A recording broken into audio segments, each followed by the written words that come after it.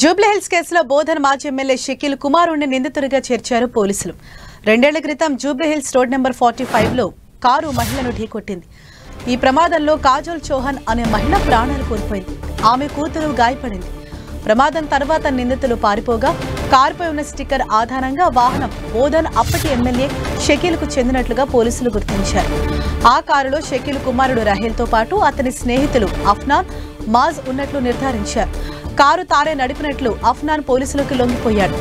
రహేల్ పాత్రపై అనుమానంతో ఇటీవల తాజాగా ఆ కేసుపై మరోసారి దర్యాప్తు జరిపిన పోలీసులు బాధితురాలు అలాగే అఫ్నాన్ వాంగ్మూలాలను పరిశీలించారు. కారు నడిపింది షకీల్ కుమారుడే అని చెప్పడంతో కేసును మరోసారి దర్యాప్తు చేయనున్నారు పోలీసులు. దీనిపై మరింత సమాచారాన్ని మా ప్రతినిధి కిరణ్ మనకు అందిస్తారు. కిరణ్,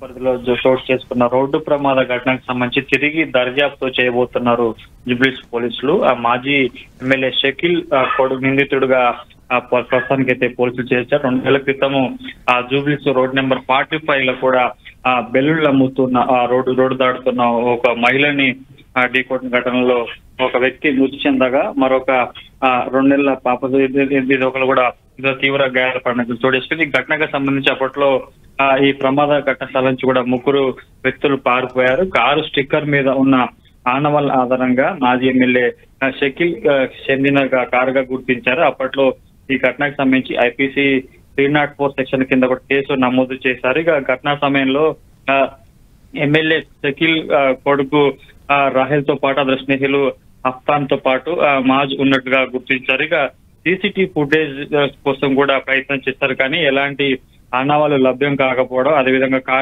ఈ కారును ఎవరు నడిపారు దానిపై అప్పట్లో కూడా కొంత స్పష్టత రాలేదు. కానీ ఆ తర్వాత కూడా తానే నడిపినట్టు కూడా ఆ కారులో ఉన్న అతడు షకీల్ కొడుకు స్నేహితుడు అఫ్ఫాన్ కూడా పోలీసుల ముందు లొంగిపోవడం జరిగింది. ఈ ఘటనకు సంబంధించి కూడా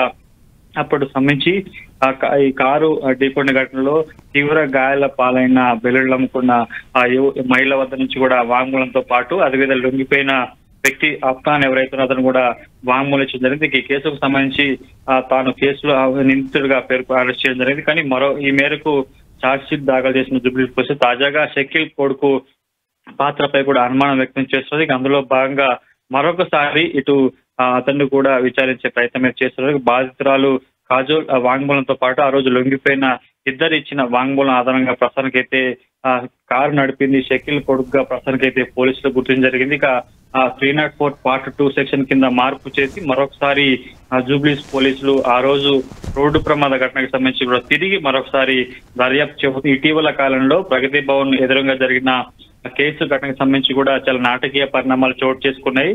కొన్ని రోజుల పాటు విదేశాలకు వెళ్లిపోయి తిరిగి స్వదేశానికి వచ్చిన సందర్భాల్లో కూడా పోలీసులు అరెస్ట్ చేశారు. ఈ కేసులకు సంబంధించి కూడా బెయిల్ లభించిన నేపథ్యంలో తాజాగా 2 ఏళ్ల క్రితం జరిగిన ఈ రోడ్డు ప్రమాద ఘటనకు సంబంధించి కేసులో కూడా మరొకసారి మాజీ ఎమ్మెల్యే షకీల్ కొడుకును కూడా పోలీసులు విచారించబోతున్న కేసుకు సంబంధించి కూడా మరొకసారి దర్యాప్తు చేయబోతున్నారు.